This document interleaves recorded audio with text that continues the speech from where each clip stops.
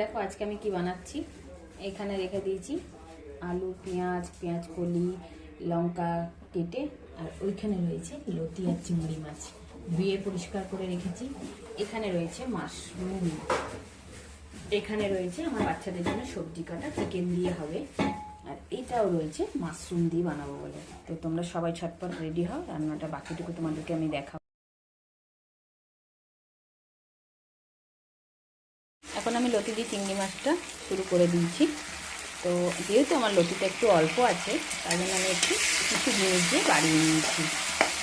আর আমি কিন্তু এটা চিংড়ি মাছের তেলটার মধ্যেই রান্না করছি, তাতে কী বলতো, মাছটার তেলটা থাকাতে স্বাদটা ভালো হয়। আর এই যে কালো কালোটা দেখতে পাচ্ছ, এটা কিন্তু হলো চিনি। এটা দিয়েই চিনি দিলে কী বলতো, চিনিটা একটু হালকা পোড়া পোড়া হলে কালারটাও ভালো হয়, টেস্টটাও একটু ভালো আসে। আর চিংড়ি মাছটার তেলের মধ্যেই তো আমি খাচ্ছি, তো চিংড়ি মাছের যে কাঁচা অবস্থায় যে লেলামি ভাবটা, ওইটা একটু হালকা একটুখানি তেলটা একটু তুললে স্বাদটা বেড়ে যায়, ওটার জন্য। তো এখানে আলুটা আমি ভালো করে একটু ফ্রাই করে নিচ্ছি, একটু বেশি করে তেল দিয়েছি। এবার দেবো আমি এর মধ্যে হচ্ছে পেঁয়াজ কলি দিচ্ছি, কাঁচা লঙ্কা কুচি আর গোটা পেঁয়াজও দেবো। এগুলো দিয়ে আমি একটু ভালো করে ভেজে নেব।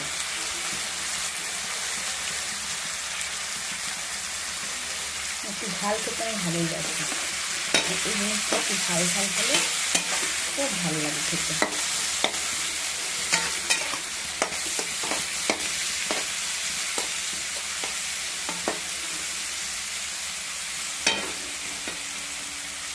তাই সুন্দর করে ভাজা ভাজা করে রুটিটা দিয়ে দিচ্ছি। এবার সুন্দর করে একটু আমার সব কিছু এগুলো ভাজা ভাজা হয়ে গেছে। কালারটা দেখো কি সুন্দর লাল টকটকে হয়েছে।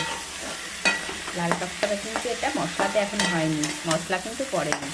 কালারটা কিসে হয়েছে বলো তো, ওই যে তেলের মধ্যে আমি একটু চিনি দিয়েছিলাম, এতে কিন্তু কালারটা বেরিয়েছে। হ্যাঁ, এখনো পর্যন্ত এর মধ্যে হলুদই চলছে, হলুদও দেওয়া হয়নি, চিনি আর হালকা নুন দিয়েই ভাজা চলছে।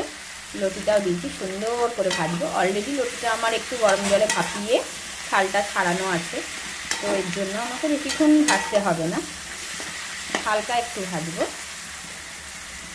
তারপরে আমি এর মধ্যে দিয়ে দেবো আমার মশলাগুলো, যেটা আমি বানিয়ে রেখেছিলাম। এতে দিচ্ছি আমি আদা রসুনের পেস্ট, মানে আদা রসুন পেঁয়াজ একদম ভালো করে মিক্সিতে বেটে নিয়েছিলাম। সঙ্গে একটু টমেটো দেওয়ার সস দেওয়া রয়েছে, যেহেতু টমেটোটা গোটা আমরা বেশি খাই না, তো ওই জন্য টমেটো সস দেওয়া রয়েছে, সবই দেওয়া রয়েছে। হলুদ দিয়ে আমি টমেটোটা একটু জল দিয়ে আমি মশলাটাকে ভিজিয়ে রেখেছিলাম, তাতে কি মশলাটা খুব সুন্দর মেশে সবজির সাথে। এরপরে আমি দিয়ে দেবো আমার চিংড়ি মাছগুলোকে। এরপরে হালকা একটু ভালো করে ভাজা করে নিয়ে হালকা একটু জল দিয়ে আমি মিনিট 15 ঢেকে রাখবো।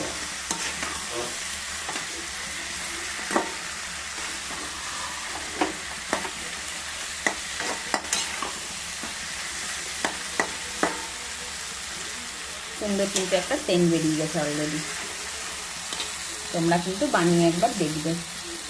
এতে কি আমার অল্পটা লতি ছিল, তো অল্প লতি থাকার দরুন আমার হয়তো সবজিটা অল্প হয়ে যেত, একটু আলু একটু পেঁয়াজ কলি দেওয়াতে আমার একটু সবজিটা বাড়লো, আর সঙ্গে টেস্টটাও একটু ভালো লাগবে খেতে। কারণ শীতে তো সবজি ওঠে, তো সবজি দিয়ে মাঝে মাঝে একটু রান্নাগুলোকে আলাদা করে করতে খুব ভালো লাগে। তোমরা করে দেখো কেমন লাগবে, একটু রিভিউটা দিও। আমি কিন্তু সবটাই কাঁচা লঙ্কাতেই করেছি, এখনও পর্যন্ত কিন্তু আমি এখানে গুঁড়া লঙ্কা মিক্সড করিনি, তবে হালকা একটু দেবো কালারটার জন্য। অলরেডি তো আমার কালার চলেই এসছে, তো হালকা আমি একটুখানি দেবো।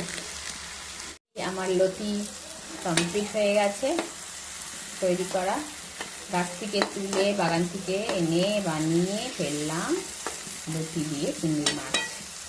তো তোমরা যারা খাবে একটুখানি আমার রেসিপিটা করে দেখো, অবশ্যই খুব সুন্দর লাগবে। দেখো তেল অলরেডি বেরিয়ে গেছে, প্রায় ভাজা ভাজা হয়ে গেছে। এবার আমি এটাকে নামিয়ে উপর দিয়ে হালকা একটু ঘি দিয়ে দেবো, তাতে কিন্তু টেস্টটা আরও বাড়বে। তো সবাই ঝটপট একটু বানিয়ে ফেলো লতি চিংড়ি।